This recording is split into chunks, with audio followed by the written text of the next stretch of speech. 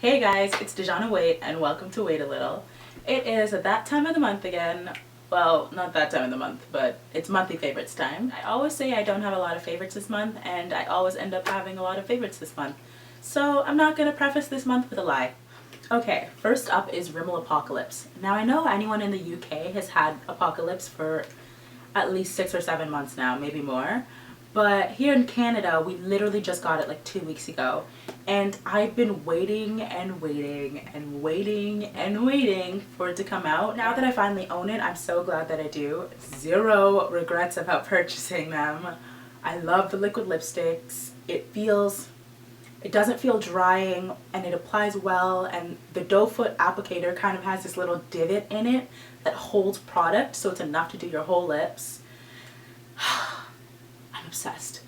Here are the 3 shades I bought. I bought Stellar, Apocalyptic, and Aurora. And I'll just swatch all 3 for you. This one is Stellar. This one is Apocalyptic. And this one is Aurora. I bought 3 that are essentially in the same pinky family. So this is Stellar, this is Apocalyptic, this is Aurora. I love them. I love their consistency. They're so thick and they're just beautiful. And they look just as beautiful if you kind of blot them down too. And they have pretty great lasting power. So zero complaints about that. Another favorite that I have for lips is my Revlon lip butter in Pink Truffle. This is kind of a mauvey, pinky, brown mix of all 3. I don't know. It's a really great My Lips But Better color. I know on some people it shows up a little bit more pink, but on me and my pigmented lips it shows up a little bit more brown. But it just makes my lips overall look so much better. It's such a great kind of nudie, glossy color. I'll swatch it for you, but I don't know if you'll really be able to see how great it is. Like that's that. In love with it. It's the perfect My Lips color, and it's something that doesn't conflict with like an everyday kind of not wearing blush, not wearing much makeup, just wanna throw something on my face and go. So I really, really love that. My only qualm is obviously the lasting power with the lip butters isn't fantastic, especially with that one. Literally, like, I'll apply it again every hour. But I kind of think of it like a lip gloss in that sense, or like a lip balm. Like, I would apply a lip balm again, I would apply this again.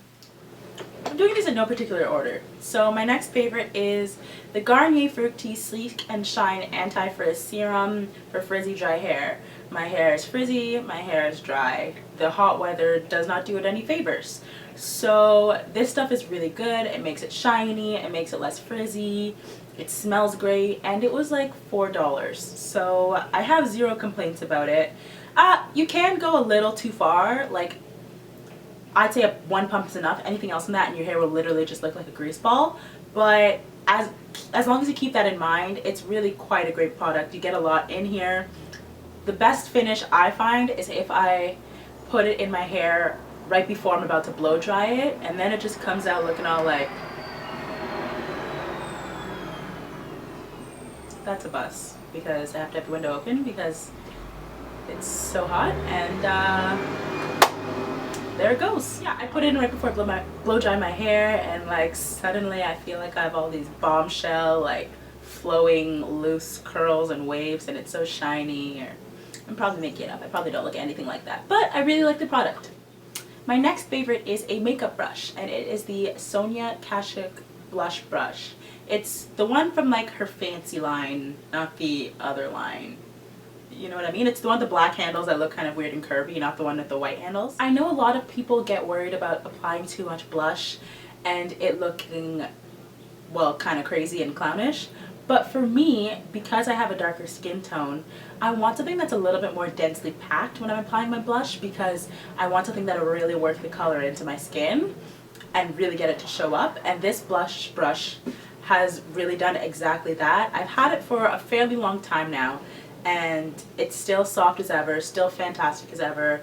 It's so compact and so dense, and I love it. I know a lot of people like lighter kind of airier brushes, but I like mine to be dense and to mean business. So this is a fantastic blush brush for me. I've also used it to like lightly dust powder around my face. It all depends how you use it, but I'm really in love with this brush, especially in the summer, because I really like bright blushes in the summer and I want them to show up on me, and this does that, so that's awesome. My next two favorites are Essence favorites, and though I've seen Essence cosmetic products in the drugstore before, I had never really thought to purchase any of them just because it always looked really cheap to me. Like, sad but true. But I was watching a few videos by the Beauty Vault, and she's also from Canada, and she said that the Essence I Love Stage eye primer or eyeshadow base is really great, so I had to try it, and it's so great, like so surprisingly really awesome. It's a fantastic base. My eyeshadow just sticks to it and it doesn't budge for the rest of the day. It also does a really fantastic job. I know right now it looks very light and it's not my skin tone at all, but when I'm doing eyeshadow looks, I like to apply a really light base onto my lids just because I have really darkly pigmented eyelids, especially in comparison to the rest of my face. And eyeshadow colors don't show up true on my face. So this color, this really kind of light, kind of beige-ish color, is really, really great to kind of, I guess, kind of give my eyes a more blank canvas to put my colors onto. So not only is it a fantastic base in the form of color, but it's also a great base in terms of the lasting power. So that's a fantastic buy. And on top of that, this was only $2.99. Like, what? I love this just as much as my Urban Decay eyeshadow primer, and it was a hell of a lot cheaper. So friggin' obsessed with that. And in the same line of discovering Essence products that I love but didn't know I loved, this Essence All About Matte Fixing Compact Powder. Holy mother of God, I love this. I've really been needing a mattifying translucent powder because it's summer and I'm getting greasy. I mean, like, why else would I need that? But this stuff is unreal.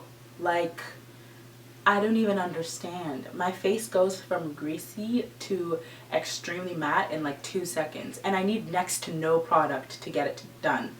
I only really ever apply it like in my T-zone, right in the middle of my forehead, and like maybe right beside my nose, and it's so fantastic. Again, this was $3.50, and it's the best mattifying powder I've ever used, like hands down. I've used expensive ones, I've used other drugstore ones.